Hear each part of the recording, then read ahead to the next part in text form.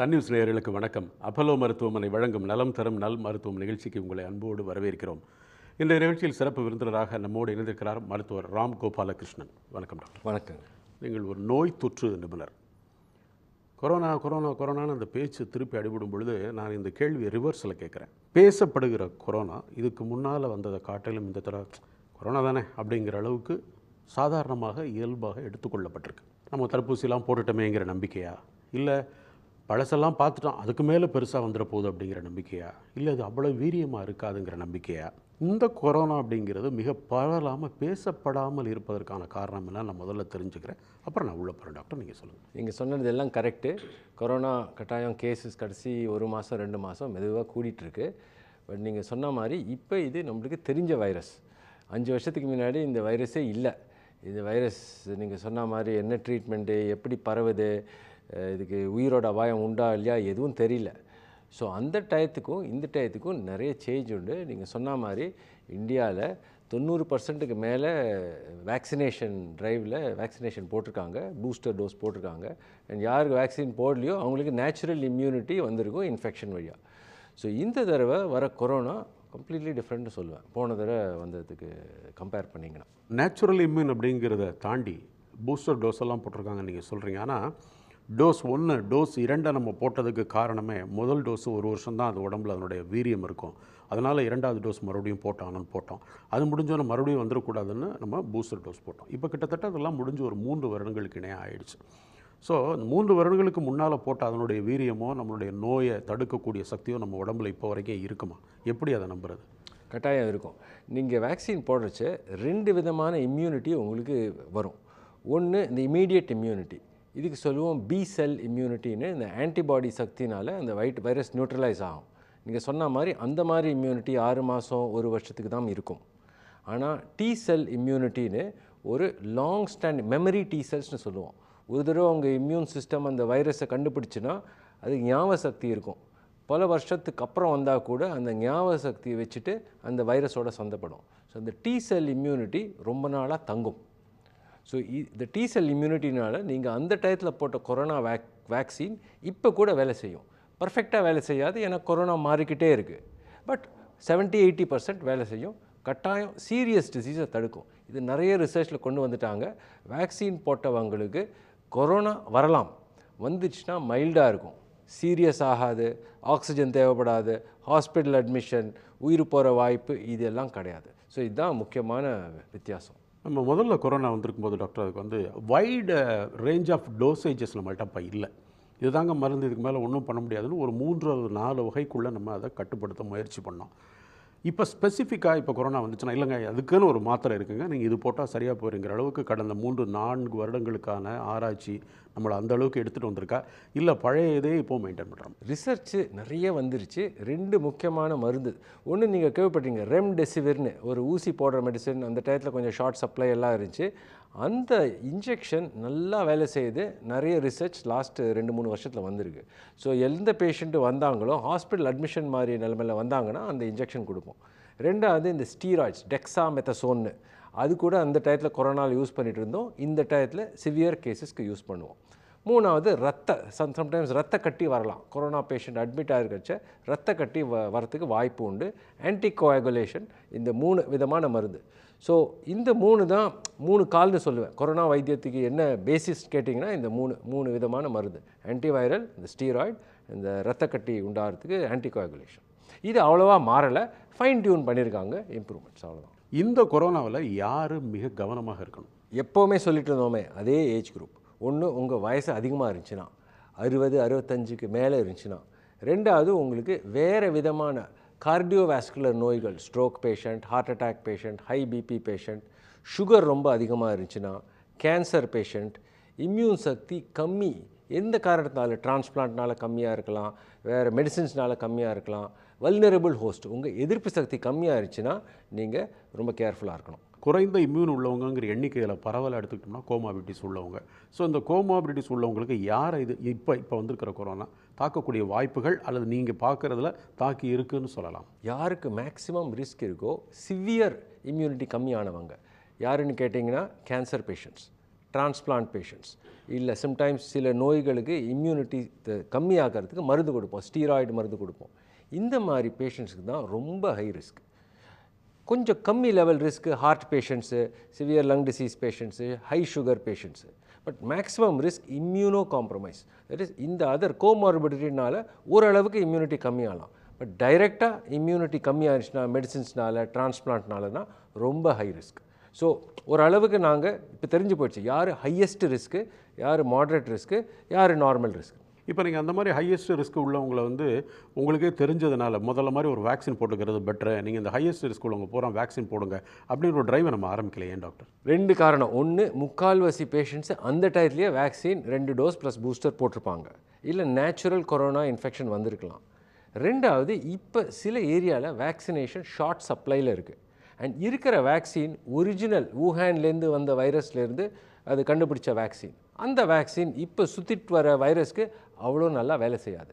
நீங்கள் யூஎஸில் பார்த்தீங்கன்னா வருஷம் புது வேக்சின் கொண்டு வராங்க. லேட்டஸ்ட் ஸ்ட்ரெயின் என்ன சுற்றிக்கிட்டு இருக்கோ அதுக்கு தடுக்கிற மாதிரி புது vaccine every year companies produce பண்ணுறாங்க, அது கொடுக்குறாங்க.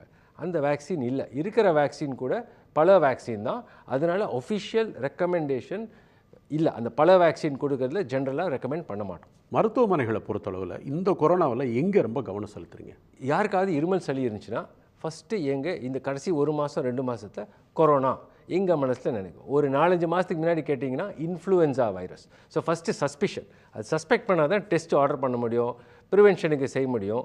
2வது மாஸ்க் வெரி சிம்பிள் மெஷர். ஏன்னா ஒரு பேஷண்ட் கொரோனா இருந்துச்சுன்னா அடுத்த பெட்டுக்கு இல்லாதவங்களுக்கு இருந்துச்சுன்னா பரவக்கூடாது. பேஷண்ட்லேருந்து ஹெல்த் கேர் ஒர்க்கர் எங்களுக்கு பரவக்கூடாது, எங்ககிட்டேருந்து பேஷண்ட்டுக்கு போகக்கூடாது. ஸோ மாஸ்க், சஸ்பிஷன் இருந்துச்சுன்னா மாஸ்க்கு, ஓரளவுக்கு ஐசோலேஷன். அது ஐசோலேஷன் வார்டு, கோவிட் வார்டு அதுன்னு தேவைப்படலைன்னா கூட ப்ரைவேட் ரூம், இல்லை ஒரு செமி ப்ரைவேட் 2 மீட்டர்ஸ் டிஸ்டன்ஸ், இதெல்லாம் தான் யோசிச்சா தான் இதுக்கு தடுக்க முடியும். Distancing, mask. சரி, இப்போ எனக்கு வந்து ரொம்ப சளி இருக்குது, நான் ஒரு இம்யூன் கம்மியான ஒரு பேஷண்ட் அப்படின்னு நினைக்கும் பொழுது அந்த டெஸ்டிங் சென்டர்ஸ்க்கு போய் பண்ணக்கூடிய சாத்தியக்கூறு இல்லாதனால நான் உடனே டாக்டர்கிட்ட போய் எனக்கு கொரோனா டெஸ்ட் இருக்குன்னு எடுக்கணுமா?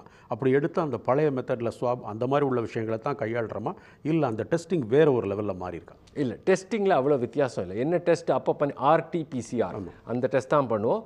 Rapid antigen home testing kit, இது 2 இருக்குது. இது மாறலை. ஆனால் யாருக்கு டெஸ்டிங் ரெக்கமெண்ட் பண்ணுறோம்? அட்மிஷன் ஆறா மாதிரி இருந்துச்சுன்னா, உங்கள் இம்யூன் சிஸ்டம் கம்மியாக இருந்துச்சுன்னா, ஆனால் நல்லா இருந்தீங்க, ஜஸ்ட் லைட் இருமல் சளினா வேக்சினேஷன் போட்டுருந்தீங்கன்னா நாங்கள் டெஸ்டிங் கூட செய்ய மாட்டோம். அதே பேரஸ்டமால் எடுங்க, அதே எது இருந்தாலும் அதே வைத்தியம் தான். ஆனால் அவங்க ஆக்சிஜன் லெவல் கம்மியாகிடுச்சு, ஹை ஃபீவரு, அட்மிஷன் ஆகிற மாதிரி கேஸ்னால் கட்டாயம் டெஸ்ட் பண்ணுவோம். ஸோ ஜென்ரலாக அவுட் பேஷண்ட்டில் ஸ்டேபிள் பேஷண்ட்டை டெஸ்ட் பண்ண மாட்டோம். டெஸ்டிங் வேஸ்ட், காஸ்ட்டு தான் போகும், வைத்தியம் மாறாது.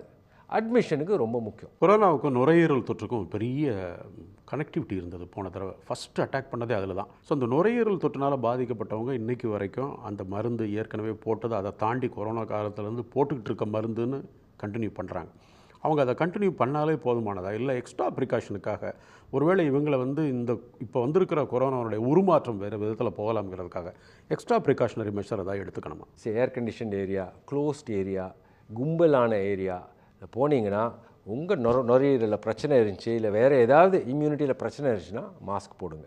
சுற்றி வரவங்களுக்கு மாஸ்க் போடுன்னு சொல்லுங்கள். ஆல்ரெடி வேக்சின் போட்டிங்கன்னா திருப்பி வேக்சின் போடுறது பிரயோஜனம் இல்லை. ஆனால் உங்களுக்கு கொரோனா வந்துச்சுன்னா கூட கட்டாயம் ஃபஸ்ட் டைம் எவ்வளோ சிவியராக வந்துச்சோ வர முடியாது.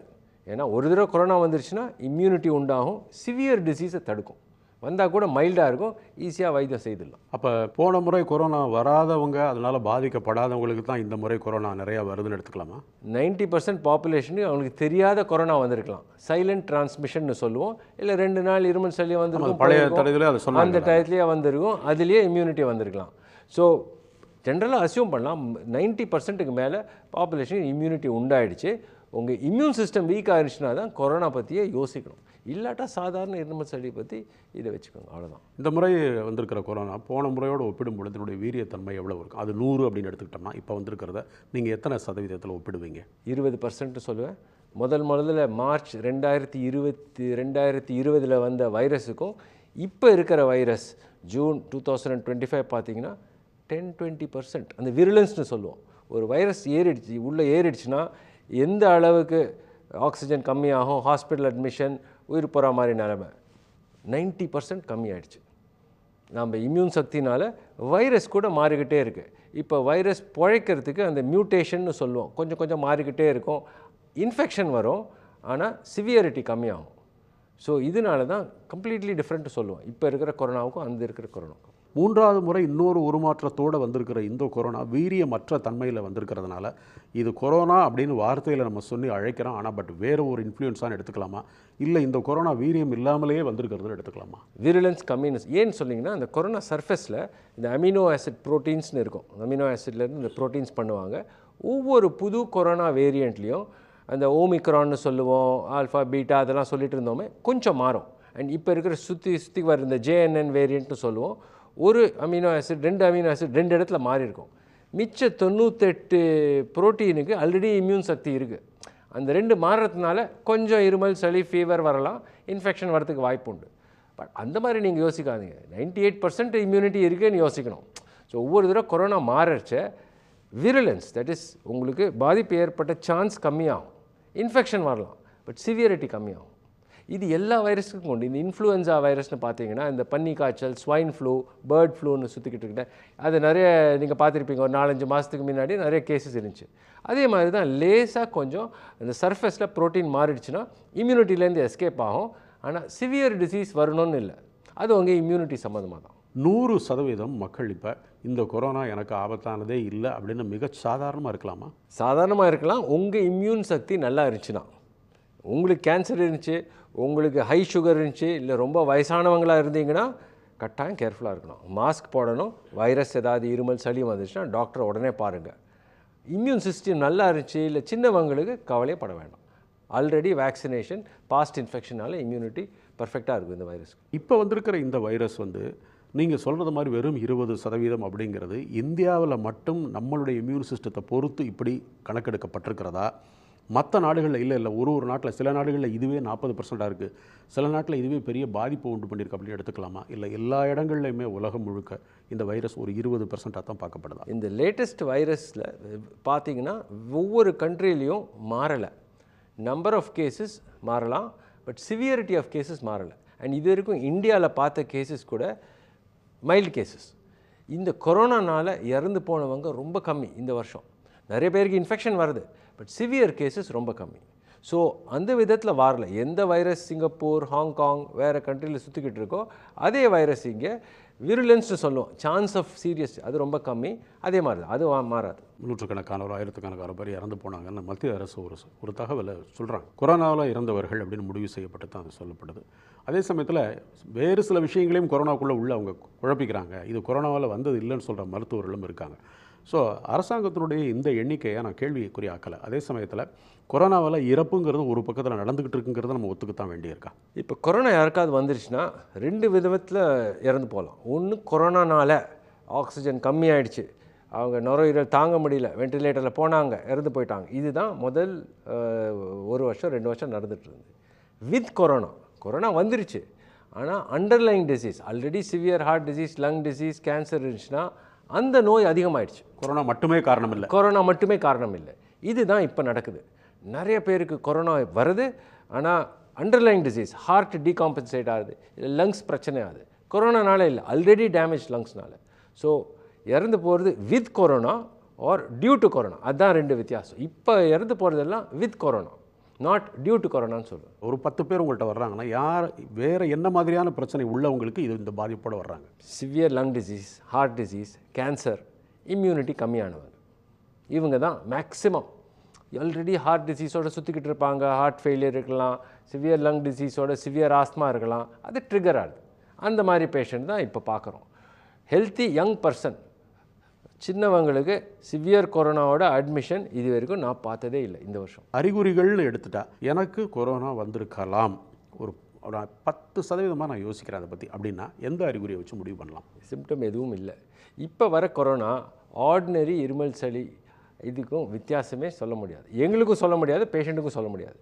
ஒரே மூக்கு சளி, ஒரே இருமல், ஒரே சைனஸ் ஏரியாவில் வலி, ஒரே தொண்டை புண்ணு, ஜுரம், உடம்பு வலி. ஸோ டிஃப்ரென்ஷியேட் பண்ண முடியாது. டெஸ்டிங்கில் தான் டிஃப்ரென்ஷியேட் பண்ண முடியும். அந்த டயத்தில் கொரோனா வந்துருச்சுன்னா இந்த சென்ஸ் ஆஃப் ஸ்மெல் போயிடும். 2-3 நாளுக்கு வாசனையே தெரியாது, அந்த டேஸ்ட்டு கூட தெரியாது. அது இப்போ பார்க்கறது இல்லை. நம்ம இந்த ஓமிக்ரான் ஸ்ட்ரெயின் இப்போ பார்க்கறது இல்லை. ஸோ அந்த சிம்டம் இருந்துச்சுன்னா கொரோனான்னு சொல்லலாம். பட் அந்த சிம்டம் யூஸ்வலாக பார்க்கறது இல்லை, சொல்லவே முடியாது. எந்த வைரஸ்னாலும் இருக்கலாம். ஒரு கேன்சர் பேஷண்ட் அல்லது டிரான்ஸ்பிளான்ட் பண்ணவர், அவருக்கு வந்து சளியோ இருமலோ தொடர்ச்சியாக இருக்குது அப்படின்னா, அவர் ஏற்கனவே எனக்கு இது மாதிரி அப்பப்போ வருங்க, இந்த சீசனை பொறுத்து நான் 6 மாதத்துக்கு முன்னால் கூட தான் இருந்துச்சு, மாத்திரை போட்டேன்னு சொல்கிறவங்க ஒருத்தவங்க இருக்காங்க. அப்போ கொரோனான்னு இல்லை, இப்போ கொரோனான்னு வந்திருக்கும் பொழுது உங்கள் கவனமாக இருக்கணும். அப்படின்னா எத்தனை நாட்கள் தொடர்ச்சியாக உங்களுக்கு இது இருந்ததுன்னா இல்லை பெட்டர் நம்ம டாக்டர்கிட்ட போயிருந்து முடிவுக்கு வரலாம்? முதல் நாள் கேன்சர் இம்யூனிட்டி சக்தி கம்மியாக இருந்துச்சுன்னா முதல் நாள் டாக்டரை பாருங்கள். ஏன்னா இந்த நோயில் இம்யூன் சக்தி கம்மியாக இருந்துச்சுன்னா முதல் நாள் 2வது நாள் டெஸ்டிங் பண்ணோன்னா ஆன்டி வைரல் மெடிசின் இந்த ரெம்டெசிவிர்னு சொன்னேன்னே டக்குன்னு தொடங்கினேன்னா வித்தின் 1 or 2 days சரியாயிடும். ஆனால் விட்டுட்டீங்க, டிசீஸ் ப்ரோக்ரஸ் ஆகிடுச்சுன்னா அட்மிஷன், ஆக்சிஜன் கம்மியாகும். ஸோ இதுதான் இம்பார்ட்டண்ட். உங்களுக்கு நோய் இருக்குதுன்னு யோசிச்சிங்க, உங்கள் இம்யூனிட்டி சக்தி கம்மியாக இருந்துச்சுன்னா உடனே டாக்டரை பாருங்கள். டிரான்ஸ்பிளான்ட் பேஷண்ட்ஸ் அல்லது கேன்சர் பேஷண்ட் இவங்க எல்லாரையும் பற்றி நீங்கள் பேசும்பொழுது நிறையா இவங்க தான் கவனமாக இருக்கணும்னு சொல்கிறீங்க. எஸ், அதே சமயத்தில் ஏற்கனவே அவங்களுக்கான இம்யூனோ குறைக்கிறதுக்காக நம்ம இம்யூனோ சப்ரஸ் நிறையா அவங்களுக்கு கொடுத்துட்ருக்கோம் அவங்களுடைய அந்த பிரச்சனைனால. பட் கொரோனான்னு ஒரு விஷயம் வரும்பொழுது திடீர்னு அந்த இம்யூனோ சப்ரஸை தாண்டி அவங்க இம்யூனை இந்த கொரோனாவிலேருந்து காப்பாற்றுறதுக்காக இன்க்ரீஸ் பண்ண போகும்பொழுது அவங்களுக்கு வேறு காம்ப்ளெக்ஸ் வர்றதுக்கான வாய்ப்புகள் இல்லையா? வாய்ப்பு இருக்கலாம். ஆனால் இந்த கொரோனா வந்துருச்சுன்னா ஜென்ரலாக ஒரு 3-4 நாளுக்கு அவங்க பேஸ்லைன் இம்யூனோ சப்ரஷன் நிப்பாட்டுவோம். 3-4 நாள் எதுவும் ஆகாது, இருக்கிற ஆர்கன் ரிஜெக்ட் ஆகாது, இருக்கிற கேன்சர் அதிகமாகாது. இந்த 3-4 நாள் கொரோனா வைத்தியம் செய்த அப்புறம் யூஸ்வலாக என்ன கிடைக்குதோ தொடங்கிடுவோம். குழந்தைகளுக்கும் முதல்ல கொரோனா பாதிப்பு ரொம்ப பெருசாக இருந்தது நமக்கு முன்னால் வந்ததில். இப்போ வந்து நீங்கள் சொல்கிறதுல குழந்தைகளை நான் பார்க்கல, இளவயதினரை பார்க்கல அப்படின்னு சொல்கிறீங்க. அதனால் நம்ம வந்து குழந்தைகளுக்காக தொடர்ச்சியான ஒரு இருமலோ தும்மலோ இருந்துச்சுன்னா 4-5 நாள் இருக்குது, 1 வாரம் இருக்குது, நீங்கள் சொன்னது மாதிரி மூக்கில் இதாக இருக்குது அப்படின்னா அதை பெருசாக எடுத்து நம்ம கவலைப்பட வேண்டியது இல்லையா அப்படின்னு எடுத்துக்கலாமா? கொரோனா குழந்தைக்கு சிவியராக பாதிப்பு ஏற்படாது. மின்காலத்தில் ஒரு நோய் வந்துட்டு இருந்துச்சு, உங்களுக்கு குழந்தை கொரோனா வந்துருச்சுன்னா 1 வாரத்துக்கு அப்புறம் ஒரு இம்யூன் டிசீஸ் MISCன்னு சொல்லுவோம், மல்டி சிஸ்டம் இன்ஃப்ளமேட்டரி டிசீஸ் இன் சில்ட்ரன், ஒரு சிவியராக ஹார்ட்டு, குடல், ஸ்கின்னு சிவியராக அஃபெக்ட் ஆகிட்டு இருந்துச்சு. இது இப்போ பார்க்கறது இல்லை நாங்கள். ஸோ குழந்தைல கொரோனா டெஸ்டிங் தேவையே இல்லை அன்லெஸ் அவங்களுக்கே எதிர்ப்பு சக்தியில் ஏதாவது பிரச்சனை இருந்துச்சுன்னா. சிவியர் ஹார்ட் டிசீஸ், இந்த இப்போ ஹோல் இந்த ஹார்ட்னு சொல்லுவோம், இட் இஸ் இந்த கன்ஜெனிட்டல் ஹார்ட் டிசீஸோட பிறந்திருந்தாங்க, இல்லை குழந்தைக்கு வேறு ஏதாவது நோய்கள் இருந்துச்சுன்னா தான் டெஸ்டிங்கே தேவை. இல்லாட்டா குழந்தைகளுக்கு ரொம்ப மைல்டு டிசீஸ், அடல்ட்ஸோட கம்மி மைல்டு டிசீஸ் வருது. இது ஒரு சீசனல் டிசீஸாக கருதப்படுது டாக்டர். இந்த சீசனில் தான் நம்ம நிறையா பார்க்குறோம். ஏன்னா நம்மளுடைய வெதர் ட்ராபிக்கல் வெதர் கிடையாது, இது எப்போ வேணாலும் மாறலாம். உலகம் முழுக்க பருவ சூழல் மாறுது, நமக்கும் அதே மாதிரி திடீர்னு மழை வருது, திடீர்னு வெயில் ஜாஸ்தியாக இருக்குது. இது வெயில் காலம் இல்லை அப்படின்னு யோசிக்கும்போது ஆமாம் வெயில் காலம் மழை வருது அப்படின்னு இந்த வெதர் மாறுது. ஸோ ஒரு வைரஸுக்கும் ஒரு பருவம் இருக்குங்கிறத நம்ம தெரிஞ்சுப்போம், அதோட காலம் அதுக்கப்புறம் பருவம். ஸோ நீங்கள் உங்களுடைய தனிப்பட்ட அனுபவத்தில் இதை பார்க்கும் பொழுது இந்த பீரியடில் தான் வருது அல்லது வர்றதுக்கான சாத்தியக்கூறு நிறையா உண்டுன்னு எடுத்துக்கலாமா? கொரோனாவுக்கு சொல்ல முடியாது. கொரோனா இப்போ தான் தேடிட்டுருக்கு. இப்போ இன்ஃப்ளூயன்ஸா பார்த்தீங்கன்னா கரெக்டாக வருஷம் வரும் கோல்டு வெதர் கண்ட்ரீஸில். ட்ராபிக்ஸில் 2 தடவை, இப்போ தமிழ்நாட்டில் பார்த்தீங்கன்னா நம்மளுக்கு 2 மான்சூன்லேயும் அடிப்படலாம். இட் இஸ் நவம்பரில் north east monsoon, south west monsoon. இந்த டயத்தில் கரெக்டாக 2 சீசன் இருக்கும் கொரோனா இன்ஃப்ளூயன்ஸாவுக்கு. கொரோனா இப்போ தான் தேடிக்கிட்டு இருக்கு. எப்போ எந்த சீசனில் வந்தால் அது பிழைக்கலாம், எந்த சீசன் வந்தால் மேக்ஸிமம் சான்ஸ் ஆஃப் இன்ஃபெக்ஷன், ஏன்னா வைரஸ் அந்த மாதிரி யோசிக்குது. இது இன்னும் தெரியல ரிசர்ச்சில். ஸோ ஃப்யூச்சரில் தான் சொல்ல முடியும் கொரோனா எப்போனாவது வரலாமா இல்லை சீசனல் நோயாக வரலாமா, ஃப்யூச்சரில் தான். நிறைய எக்ஸ்பர்ட்ஸ் எதிர்பார்க்குறாங்க இது கூட இன்ஃப்ளூயன்ஸா மாதிரி சீசனாக வரலாம். அண்ட் இன்ஃபேக்ட் தொடர்ச்சியாக வருஷம் வரலாம், இல்லை 6 monthsக்கு ஒரு தடவை வரலாம். அண்ட் இன்ஃபேக்ட் வெளியூரில் பார்த்தீங்கன்னா புது vaccine combined flu and corona vaccine. இப்போ ஃப்ளூவுக்கு ஒரு தடவை வருஷம் வேக்சின் போட்டானோ, கொரோனாவுக்கு ஒவ்வொரு தடவை வேக்சின் போட்டானோ.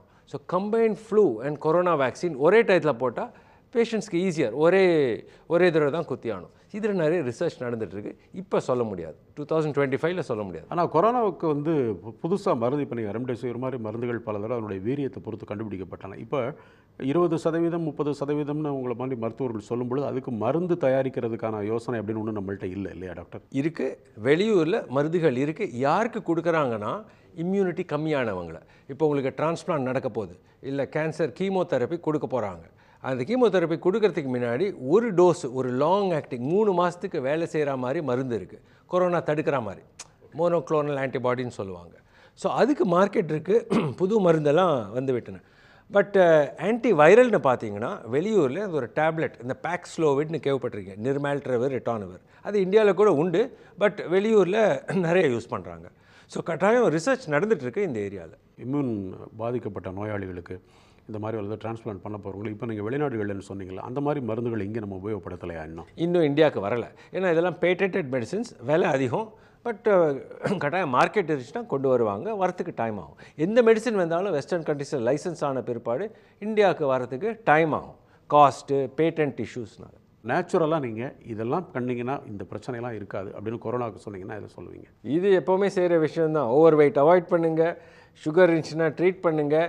அப்படி சுகர் இருந்துச்சுன்னா கூட ரிவர்ஸ் பண்ணலாம். எக்ஸசைஸ், வெயிட் லாஸோட, பிளட் ப்ரெஷர், ஹார்ட் ப்ராப்ளம்ஸ் ஒழுங்காக வைத்தியம் செய்யுங்க, அவாய்ட் ஸ்மோக்கிங், சரிங்களா? அண்ட் ப்ளஸ் உங்களுக்கு அண்டர்லைங் டிசீசஸ், கேன்சரு, டிரான்ஸ்பிளான்ட் இருந்துச்சுன்னா நீங்கள் அந்த கரெக்ட் ட்ரீட்மெண்ட் எடுங்க. உங்கள் டிசீஸ் ஸ்டேபிளாக இருந்துச்சுன்னா கொரோனா வந்துச்சுன்னா கூட சீரியஸாக வராது. ஸோ இந்த அட்வைஸ் மாறலை. Lifestyle changes, food, exercise, sugar, BP, chronic disease கண்ட்ரோலில் வச்சுருந்தீங்கன்னா கொரோனா பற்றி கவலைப்பட வேண்டாம். 100% அதில் பயப்படுறதுக்கு ஒன்றும் இல்லைங்கிறது எனக்கு திரும்ப திரும்ப சொன்னதும் ஒரு மிகுந்த நம்பிக்கை அளிக்கிற விஷயம். இந்த நிகழ்ச்சியில் கலந்துக்கிட்டதுக்கு மிக்க நன்றி டாக்டர். ரொம்ப நன்றிங்க.